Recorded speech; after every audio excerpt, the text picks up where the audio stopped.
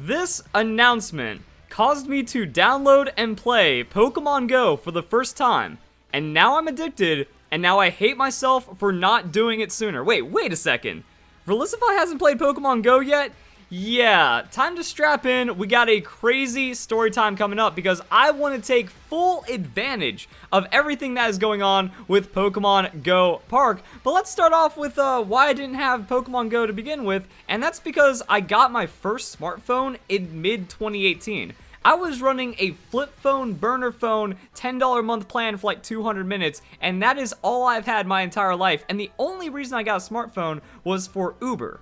So I could like Uber to places and get around a lot better because I moved out of the city. Now I was living in downtown Seattle paying $4,000 a month in rent for a luxury high-rise apartment, and I was not taking advantage of that by playing Pokemon Go every single day. I probably lived within like spinning distance of 3 Pokestops or something, and I didn't even play the game because I didn't have a smartphone.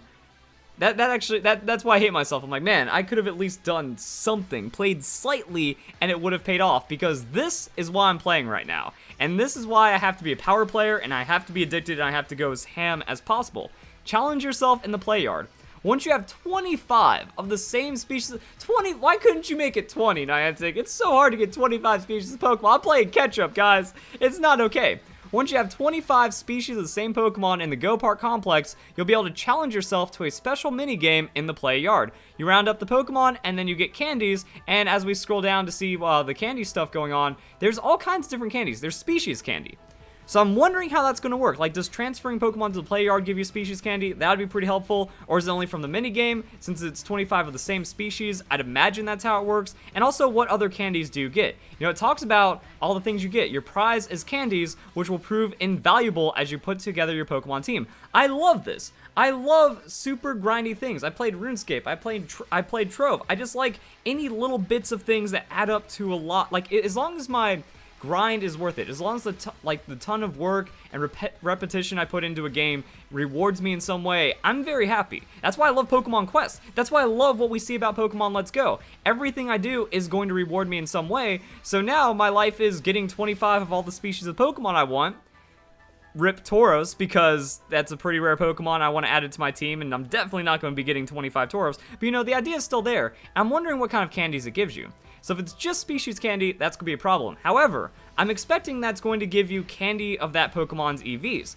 So if I get approximately 150 of the right Pokemon, 6 different species, all representing the 6 different effort values, I should be good to go, and things should get pretty awesome from there. Like, we see all these kinds of candies and stuff. So that was kind of my plan. And then I went on vacation. So I took a cruise from Seattle to San Francisco and back, and San Francisco was insane. Now I understand the city privilege, which made me upset that I didn't play in Seattle more, because I went to Pier 39. That's like, I think we docked at Pier 35. So short walk, less than half a mile, Pier 39, and this place is loaded, guys. Like, I'm sure anyone that lives in San Francisco, especially when Pokemon Go was like the hot thing back in summer of 2016, people that went there, it's madness. There were lures on all the Pokestops even in 2018. I was just doing laps and getting non-stop Pokemon. Like, I'd actually have to sit down. Like, I'd just pull out my phone, look around, there'd be like 7 Pokemon waiting for me to catch them. I just have to sit down, and then the Pokemon Go Plus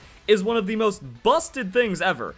I would just sit there and tap the button every 10 seconds for minutes at a time, just spinning Pokestops, catching Pokemon. I'd do a lap, catch some Pokemon along the way, I'd come back and the Pokestops are ready to spin again, and I'm all good to go. Also, I was having to throw away items, because I went on Twitter, I said, hey, give me your friend codes, give me gifts, help me get a head start when I'm playing Pokemon Go for the first time. I had like 200 something Pokeballs, because from all the level ups and from all the gifts I received, it's like, alright, those went quick. I ended up catching like I caught 200 Pokemon. That doesn't even like count for the amount of Pokemon that I failed catching using the Pokemon Go Plus. I burned through all those Pokeballs in like less than 2 hours, caught 200 Pokemon in less than 2 hours, just hanging out at Pier 39. It was absolutely ridiculous. I'm like level 22 after like a day and a half of playing.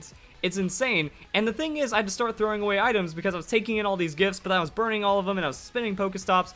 So I threw away like all my raspberries because I was using the Go Plus. I threw away all my potions and revives and stuff because I didn't want to play for gym. I am only playing for Pokemon Let's Go for the Eevee candies. I'm still enjoying playing Pokemon Go. Like, it's fun to min-max and get everything organized and stuff. I did one raid where I got a Hitmonlee, and I think I was pretty much aided by 9 spoofers with shiny Lugias that were like maxed out CP and stuff. I was at the raid, I only saw one person on their phone, but like 10 people showed up and they were all geared out, so that happened. And I was just like, hey, I guess this is the true Pokemon Go experience. But I mean, it was insane. And then I made like the biggest mistake because I should have spent $10 to buy Pokecoins to increase my box because I hit 300 Pokemon, released a few, caught them all again, and then like my battery died. So what I should have done is buy a battery bank, expand my box to whatever max capacity or something for like 20 bucks, and then just fill it up and try to get Pokemon. So I was there for a day and a half, like actually 2 days. So we had a rare overnight stay on a cruise. Like anyone that's been on a cruise, you almost never stay in the same port for 2 days, but we were. So I could have just gone back out and just hung out at Pier 39 the whole time, and that honestly would have been better and more fun because I decided, hey, I'm just going to go in the city. I'm going to see San Francisco. Never been there before, might not go again ever, if not for a few years, and honestly, that was a waste. San Francisco is like a C- city to me. It's alright, and then walking through it didn't give me as many Pokemon and stuff. Like, it would have just been better off going back to the cruise ship, charging up my phone, or like going into a store, buying a battery bank, charging up everything, and then making day 2 like super ham and stuff. But no, I didn't do that, and that would have been like a way better usage of my time or something. And Pier 39 is still like a really fun place. I got like clam chowder, I could have gotten more food, could have gotten more candy. I should have gone all out instead of just like walking 3 miles around the city, and that was whatever. I took like a lap, I made it to Japantown. Japantown was pretty cool, and I caught some Pokemon there, but it just wasn't as like hype as Pier 39. I could have just turned the vacation to a complete Pokemon Go fest, and I would have been super happy. So that's kind of my experience playing Pokemon Go and understanding the full power of city privilege now that I moved out of the city because it costs less than $4,000 a month. So compared to my Seattle apartment where I was probably camping like 3 Pokestops at any given time, now there's no Pokestops around me, no active players, and low Pokemon spawns. Man, I wasted a really crazy opportunity, and in just this one day, let's go over my haul. Let's see where I stand on trying to get all these Pokemon for Let's Go, and how my plan of attack is for the future. So yeah, I ended up getting a couple starters. 4 Bulbasaur, 3 Charmander, 5 Squirtle, and 1 Wartortle. So I ended up catching a Wartortle. That was pretty cool. That must have been a rare catch. Happened on Pokemon Go Plus, so that happened. And yeah, like the starters are good. Like, having starter candy is probably going to be insane because all those guys are definitely going to be viable in the Let's Go competitive scene, but doesn't look likely. I don't want to get rid of them because they feel like valuable and rare, but I don't think they're really accomplishing much of anything, so that's going to be a problem. After that, I have 14 female Nidoran. Getting there, over the halfway point. That's good, and that's also going to be really good for hit point candies. So trying to fill out this like Eevee bank of Pokemon that I'm going for, making some decent progress, and Nidoran is common enough. Now the male Nidoran, I only have 11 of, and honestly that's okay. I think, like I did a video talking about this, I feel like Nidoqueen is going to be better than Nidoking because the damage numbers don't really matter in Let's Go, but Nidoqueen is just so much tankier. So it's either only going to be, like Nidoqueen and Nidoking are going to have the same 1-hit KOs and the same 2-hit KOs, so you might as well just run the tankier Pokemon instead. That's what I'm thinking, so hey, if I actually have all these Nidoran and I end up using Nidoqueen inside the game, works for me because then I'll have those special candies maybe and things are going to get pretty cool. On that I have 11 Diglett. Dugtrio is going to be usable. Don't know if I'm going to use it, but still going to be a good Pokemon, and having that candy for the speed might be alright. But then I have 19 Meowth. So picking up all kinds of crazy Pokemon, 19 Meowth, speed candy. All I can really do is hope that Persian's OP because it's kind of fast. It doesn't have like any damage. You can't Technician Swift. But I mean, maybe just the quick return as a cleanup 6 Pokemon sweeper, you know, just outspeeds a lot of what your opponent has left, and then one, like, not even one shot, just like 50% the rest of their team or something off of return. I'm not really sure what Persian can do, but maybe it might work out. Or maybe, you know, I just use Meowth for the speed candy if these Pokemon do give individual effort value candies. It's going to be interesting, but yeah, it looks like I've almost got enough Meowth already, so I'm not really too worried about that.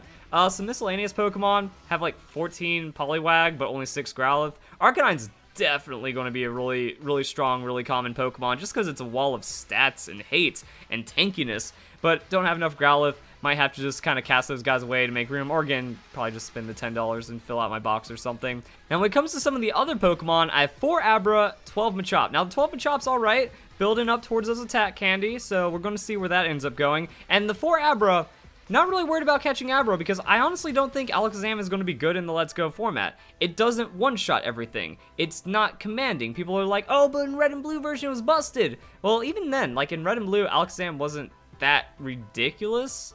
And if it's that common, then that means you can just tech against it and it's super free. And so I'm not going to run it, so I don't really care to not have it because I don't think it's going to be strong. And if other people are running it, then having an Alakazam versus Alakazam mirror match, that's what gets you in problems. So I'd rather have an Alakazam counter instead of an Alakazam be good against the lame people that think Alakazam is going to be good, because it just doesn't one-shot anything. The coverage is alright, but you're better off just kind of teching against it instead, is my opinion for Let's Go. So for Abra, probably just going to dump those guys because I'm nowhere near it, need to free up the spots, stuff like that. Somehow I have 17 Bellsprout.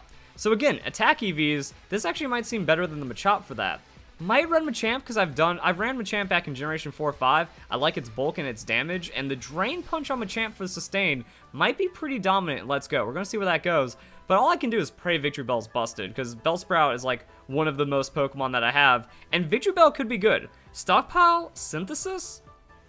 Alright, I'm down with that, guys. Like, Stockpile Synthesis, Giga Drain, Sludge Bomb. I don't want to go into too much setup because you could do something like Stockpile, Synthesis, Growth, and then Sludge Bomb or Giga Drain. But we're gonna see what happens. Like, you could just be a death by 1,000 cuts, because Victory Bell has what, a 105 special or 100 special attack? That would have like a pretty surprisingly high special stat. So I mean, even if you're just hitting neutral Sludge Bombs and neutral Giga Drains for like 30-40%, if you're 3-hit KOing, 4-hit KOing opponents while you're just like healing up or stacked on stockpiles and you're just doing less damage, eventually you'll wear them down. So I'm just gonna hope Victory Bell's good, and it might be a fun Pokemon to throw on the team. So now I have 13 Jigglypuff as well. Jigglypuff, going to be another hit point outlet potentially, but I already have a lot of Nidoran, and Jigglypuff seems a bit more rare than that. And Wigglytuff gets a stockpile, so big hit point stockpile tank. If there's not like too much poison's gonna be common though, like Venusaur, there's gonna be a lot of Sludge Bomb, there's gonna be like Nidoking, Nidoqueen, so poison's gonna be pretty rough. So going to see how common the weaknesses are, but I honestly feel like Wigglytuff could get pretty scary. After that, I have 15 Geodude, common enough, going to scale it, defense candies, working on it. I have 8 Ponyta, 6 Magnemite, not really going to do much with them. I think Rapidash might be alright, so we're going to see where that goes. 19 Seal. Now, this is perfect for me. Apparently, Seal is like a really common Pokemon, and it gives special defense, and that's kind of like one of the last things I was needing. I thought it was going to be hard to get a Pokemon for those special defense EVs, but now I have 19 Seal. Almost there. That's awesome. I have 12 Ghastly and 15 Oddish. I thought Ghastly was a bit more rare than that, but I have a lot of them, and I also have Oddish, so much like the Alakazam, not really going to use too much Gengar. I think that without like a choice item or a life orb or a focus sash, Gengar isn't really too crazy. It might be good for like finishing off a Pokemon on a stab, Sludge Bomb, or Shadow Ball, and then going into a Destiny Bond, so it can have some good 2-for-1 potential, but I think you can set up against it really easy because it just lacks damage super hard. I don't know if Vileplume is going to get much usage, but I have my special attack Eevee candies right there, and then I just have a bunch of stuff. Few Rhyhorn, few Coughing, 10 Grimer. I think Alolan Muck is going to be a lot more usable, so I think the candies are universal like that. We're going to see maybe that'll be something. A few Magikarp. Like I talked about earlier, I need some Tauros, because I feel like Tauros is going to be a good Pokemon. You know, it's going to have like one of the fastest Giga Drains. It's going to hurt. It's going to be a pretty wicked Pokemon, but I'm not going to be able to get 25 Tauros, so I don't know where we're going to fall on that line, but it looks like everything is shaping up, and this is also why I'm super sad. If I doubled my box, and as you can see, a lot of these Pokemon, I'm halfway there. So if I just committed a full day in San Francisco instead of just a few hours, if I committed that second day as well with a battery bank, if I just converted into a Pokemon Go power player overnight, I'd be set up. If I just spent like a week in Seattle, if I just bought my phone, you know, a few months earlier when I was living in downtown, decided to play Pokemon Go, I would already be set up for all this. I would probably have already sunk like 50 bucks into it, and I could probably deduct it as a business expense as well. So why haven't I done this? I'm super disappointed in myself, but I think we're in a pretty good state. It's going to be really interesting to see where this goes. I'm very excited. I'm enjoying playing Pokemon Go. It makes me more hyped for Pokemon Let's Go, and the competitive scene could get really interesting if you're already set up for something like this. So hope you guys enjoy the video. Hope you all have a nice day. Thank you very much for watching.